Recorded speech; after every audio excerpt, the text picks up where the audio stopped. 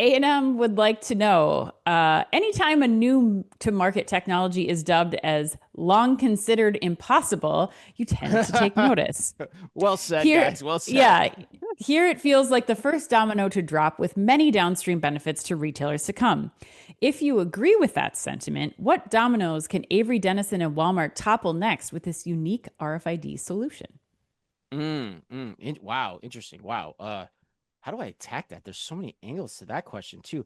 I think in direct response to that question, I think this is another domino yet in what Walmart has, I think, pretty much, given us a clear indication that they're trying to do, which is to create kind of the smart store of the future. Like they want to have an understanding of how the items and people and products are moving through the store at any given time in real time, similar to how you would on an e-commerce website. I think that's where this ultimately goes. And the reason this story is very important is that, previously perishables and fresh food were a black hole in terms of inventory visibility. I mean, Mhm. this is really this and metal products potentially.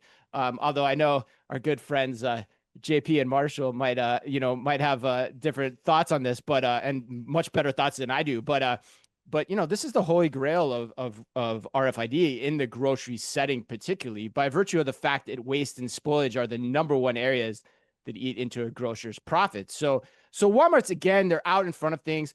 We talked a couple of weeks ago on the show even about how they're using Wiliot and deploying Bluetooth sensors. But as we learned in a podcast that we're going to debut very soon with you all in our Spotlight series, that's at the pallet level too. That's Mhm. more on the transportation side of things and making sure where things are, that they're stored right and they're stored in temperature right. And so this is taking it down to an even greater level. And so it's a step change really here.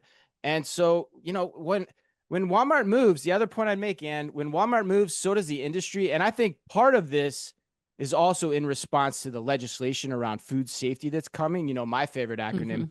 FISMA.